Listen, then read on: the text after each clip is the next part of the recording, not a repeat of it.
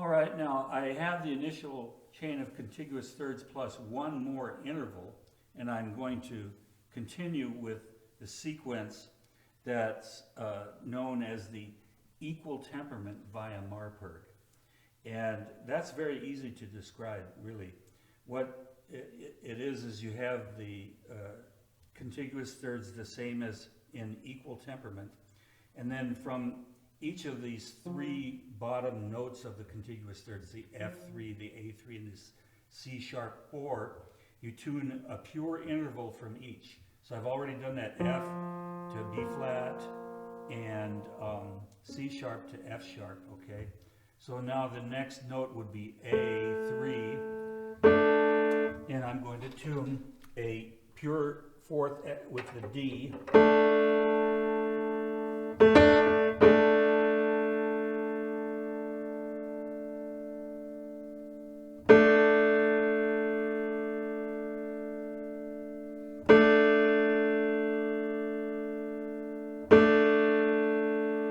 And absolutely pure fourth is required.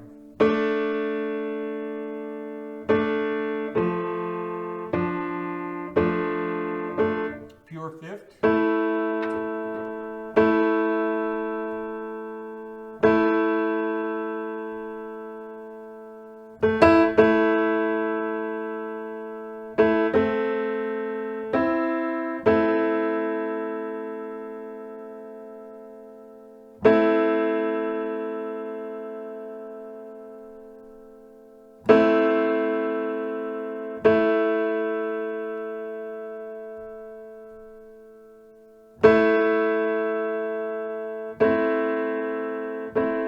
And then from C sharp, F sharp is already done, G sharp,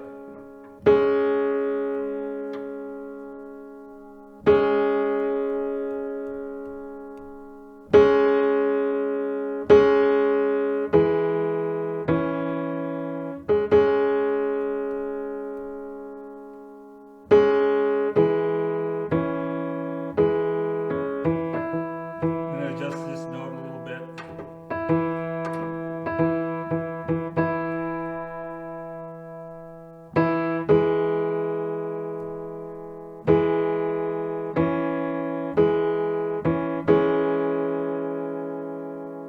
All right, and then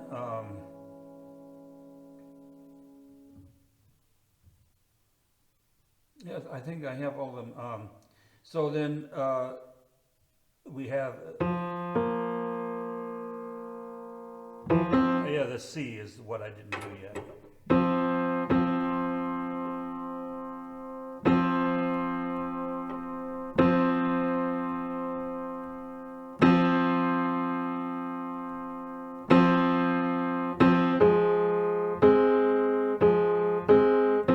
So once again, just to make it clear, from F, you need to tune A sharp or B flat and C.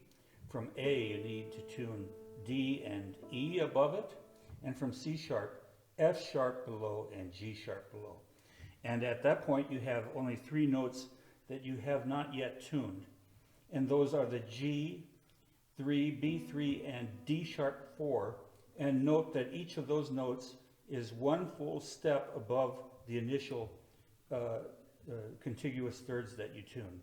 So one step above F is G, and what I want to do now is place that G exactly equally beating between the C above it and the D above it.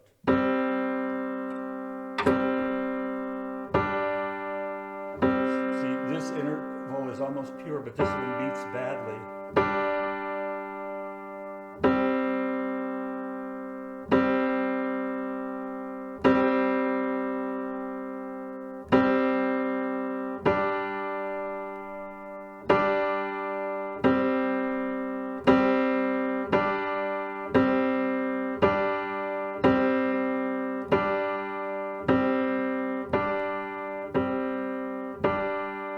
Now you might be thinking those sound equally bad, and that's because each of them is tempered twice as much as they would be in equal temperament. But in fact, the G is in the right place because it is 2 cents flat from the C, and and 2 cents sharp to the D.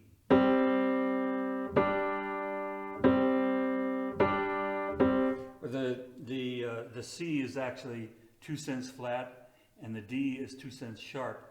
So you're placing it equally beating between the two, and it puts it in the right place. Okay, now to the G, or to the B, I'm sorry, B3.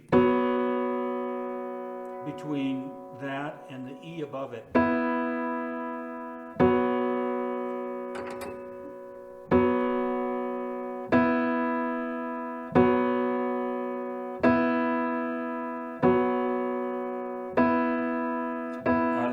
On first, just one whack. Now D sharp, between the G sharp and A sharp below it. Now note that each of these comparisons is being made between one of the notes that was the initial contiguous third, and the other note is one of those that I tuned temporarily as a pure interval. So that's how you find them. It's the fourth and the fifth that you can find from it. It's another way of looking at it.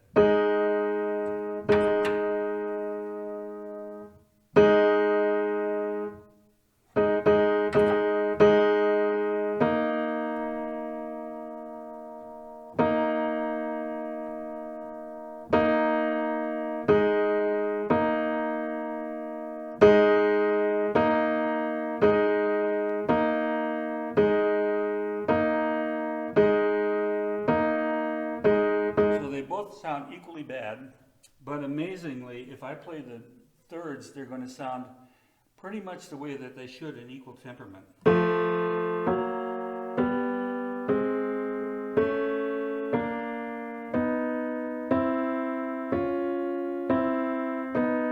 This one is a little bit fast.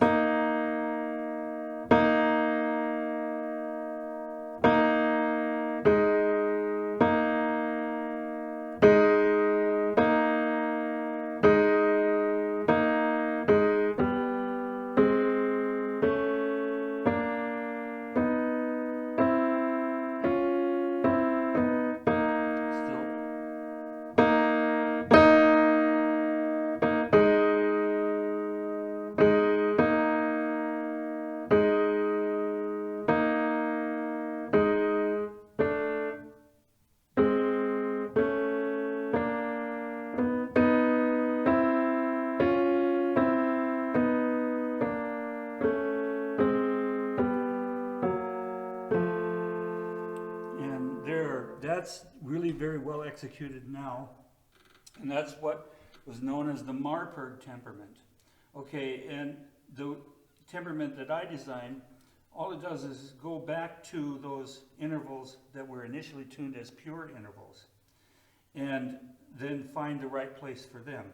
So from the F, the first note that I tuned pure was the B flat above it, and that is a pure fifth, or pure fourth, I mean. And the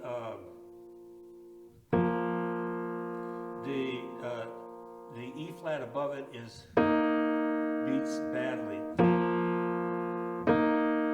So I just need to sharpen the B flat.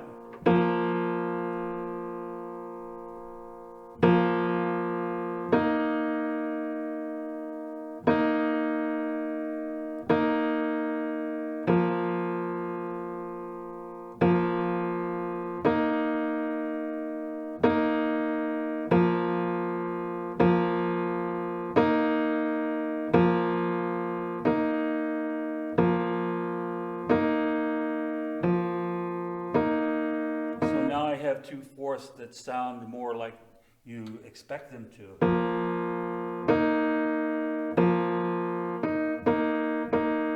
And I have,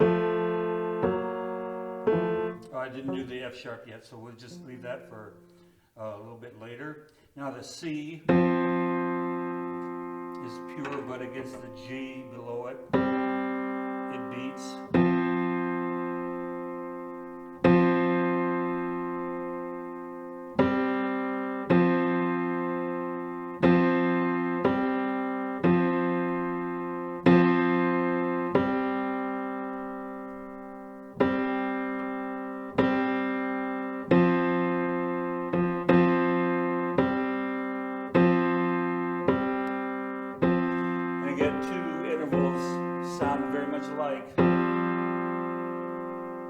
I play them all together, you get a tone cluster that initially you hear a beat, but it just kind of arrests itself. And here too with the previous one that I did.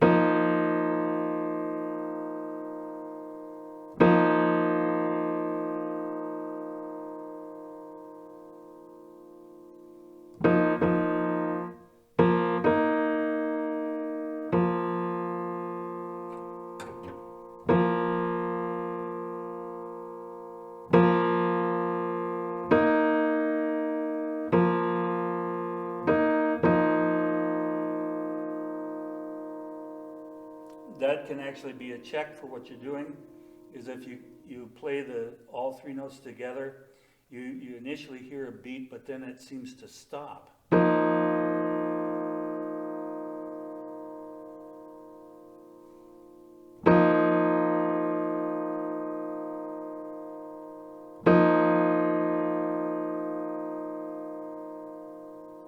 If you hear any kind of beating sound, it's not right. All right, now going on from the A, I tuned the D and the E above it. So from the D, you have the G. Let me go back and say that the F, A, and C sharp, those are the A-list notes, and the G, B, and D sharp are the B-list notes. So when you're correcting these that you initially tune as pure intervals, you are tuning from one A-list note and one B-list note. So from A, you tune D as a pure interval, and then so the B-list note would be the G. See, that's a pure interval. Got to make sure I'm tuning the right note.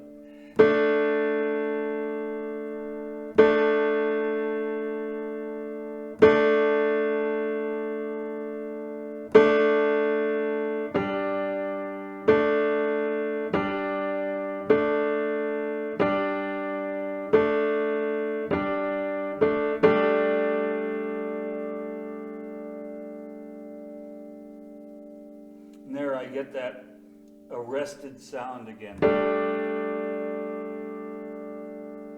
Barely perceptible beat. Okay, now the E, and then the B-list note would be the B.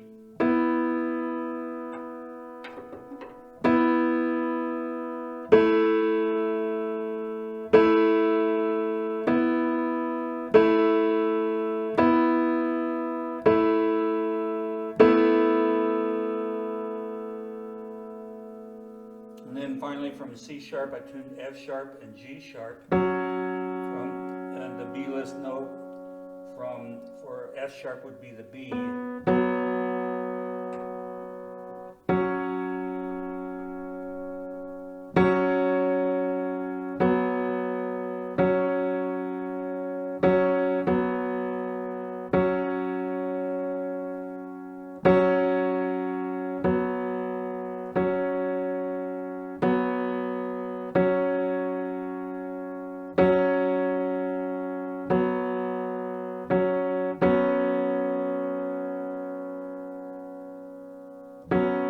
Last note, the B-list note, the B-list note is the D sharp.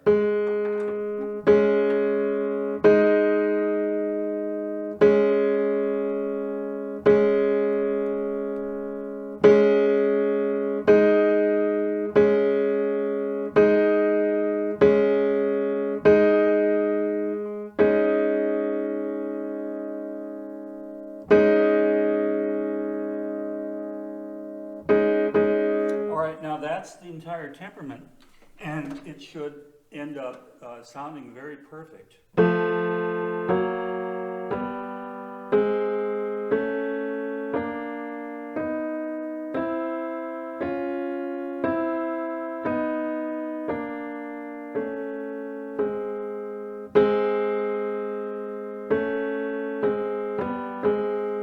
now, if you find any tiny error in it, like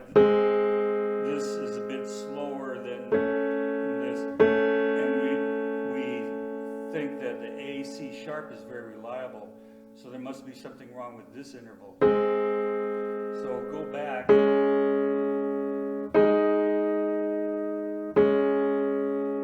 That sounds pretty good, but let's see about this. Yeah, see, something can always sink on you just a little bit.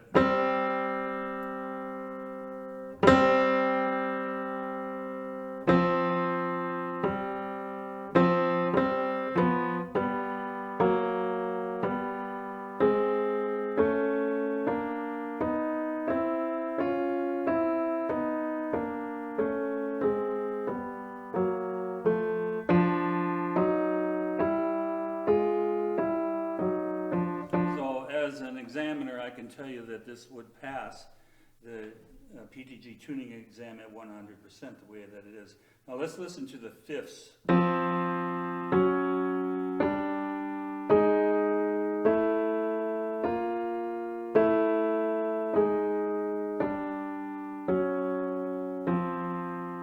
They sound very smooth and very much alike.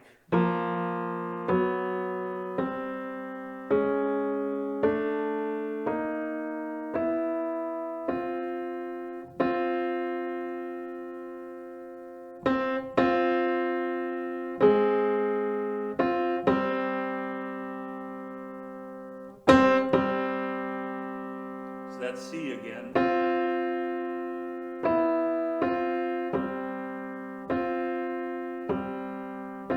And just as with true equal temperament, you can compare force.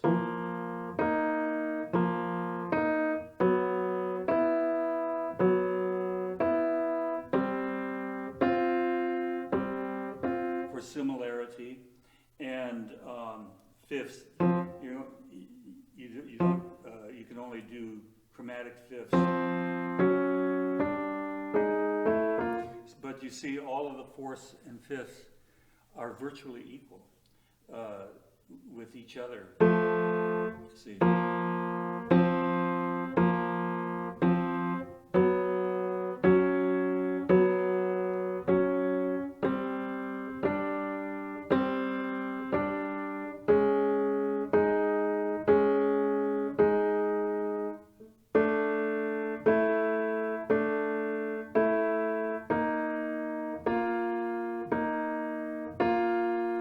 And that will be the end of the Marpurg sequence. In the next video, we'll show how to expand the octaves from the Marpurg sequence.